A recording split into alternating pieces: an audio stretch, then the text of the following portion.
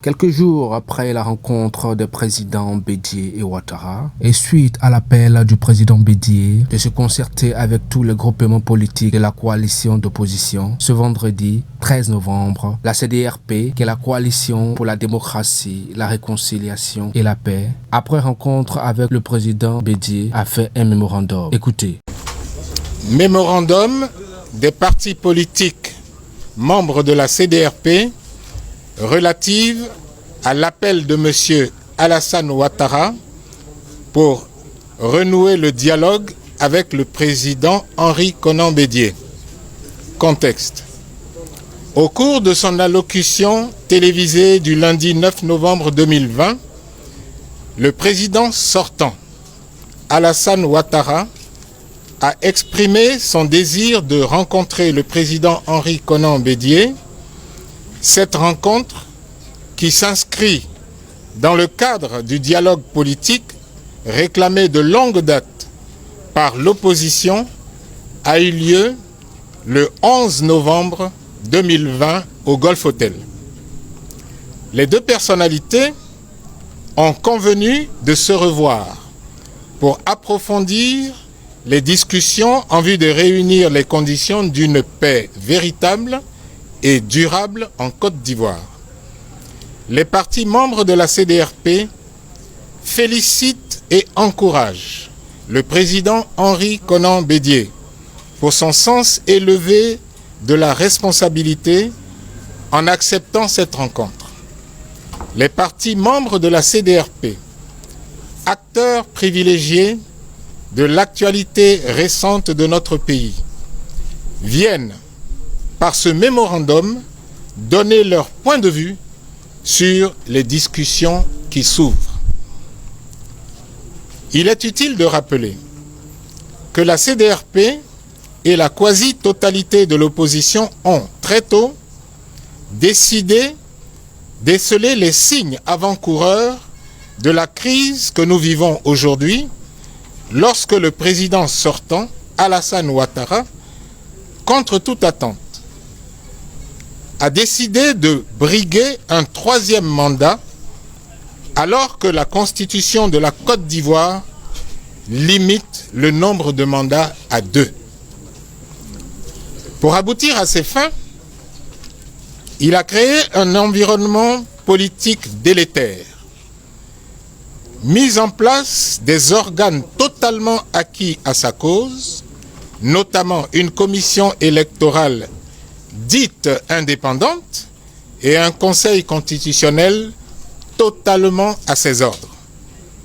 C'est pourquoi les partis membres de la CDRP et l'opposition s'étaient tous rassemblés pour mener des négociations en vue d'assainir l'environnement politique et traiter en amont les questions liées à l'organisation de l'élection présidentielle, de celles relatives au code électoral et à la composition de la CEI, ainsi qu'à la candidature illégale du président sortant Alassane Ouattara à un troisième mandat.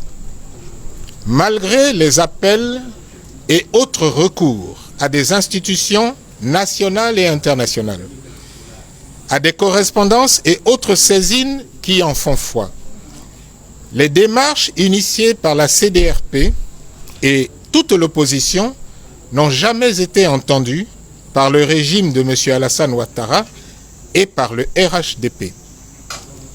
C'est donc ce refus de dialogue et le non-respect des dispositions de notre Constitution, notre loi fondamentale, qui a plongé notre pays dans la grave crise que nous connaissons maintenant avec, hélas, d'importantes conséquences qui sont de nombreuses pertes en vies humaines, l'instrumentalisation des conflits communautaires et religieux, des destructions massives de biens et de matériels divers, des poursuites et des incarcérations arbitraires, la mise sous blocus des résidences des personnalités d'opposition.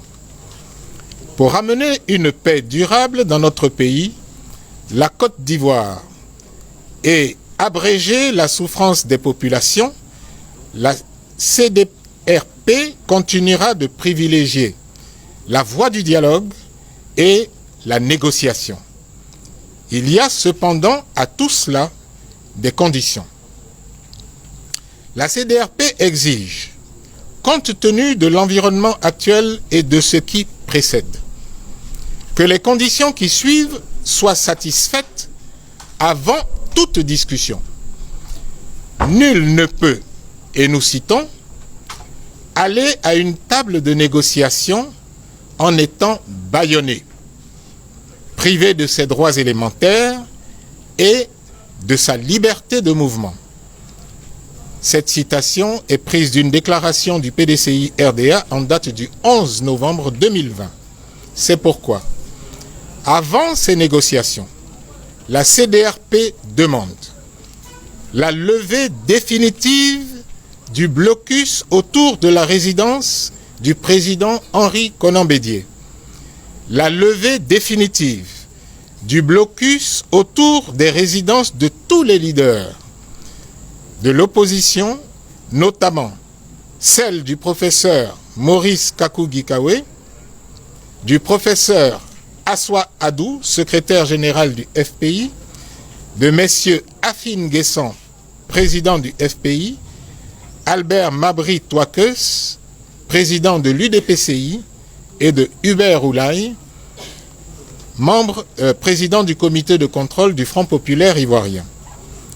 La libération de tous les responsables et militants des partis politiques de l'opposition, ainsi que les acteurs de la société civile, injustement et illégalement incarcérés, dont le professeur Maurice Kakou-Gikawe, le ministre Alain Lobognon, député à l'Assemblée nationale, M.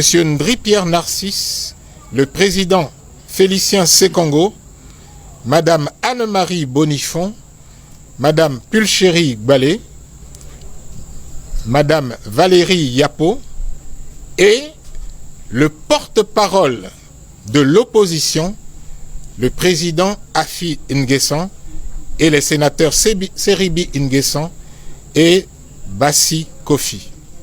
Le retour sécurisé de toutes les personnalités maintenues en exil, au mépris de l'article 22 de notre loi fondamentale, dont le président Laurent Gbagbo, le président Kibafori Guillaume Soro, le ministre Charles Blé-Goudé et le maire Akossi Benjo. La cessation de toutes les poursuites judiciaires contre les responsables et militants de l'opposition ainsi que les acteurs de la société civile. Le retour à un fonctionnement normal des partis politiques, en l'occurrence le libre accès à leur siège. La création d'une commission d'enquête internationale sur les événements survenus dans notre pays depuis le mois d'août 2020 et la mise en place de dispositifs permettant d'indemniser les victimes. La libération de tous les prisonniers politiques et militaires du conflit post-électoral de la crise de 2010, le démantèlement des milices instrumentalisées par le régime du RHDP et le président sortant Alassane Ouattara. En outre, les partis politiques membres de la CDRP réaffirment la nécessité du dialogue inclusif et son élargissement à l'ensemble des personnalités des plateformes et partis politiques de l'opposition rassemblés autour du président Henri Konan Bédié, tel que l'avait rappelé notamment par un communiqué du PDCI-RDA en date du 11 novembre dernier. Il y a des problèmes de fond et les perspectives s'inscrivent dans les points suivants. Les problèmes politiques soulevés par la CDRP et toute l'opposition ivoirienne que le pouvoir RHDP avait en son temps rejeté du revers de la main demeurent. Ils sont donc à résoudre pour inscrire notre pays dans un véritable état de droit en vue de ramener les conditions d'une paix définitive et durable. Nous les rappelons ci-dessous. Il s'agit du strict respect des dispositions de la Constitution de 2016. Il s'agit par ailleurs de notre exigence de voir invalider le scrutin du 31 octobre 2020. Il s'agit ensuite de la reprise des discussions sur la CEI et l'impérieuse nécessité de réformer cet organe.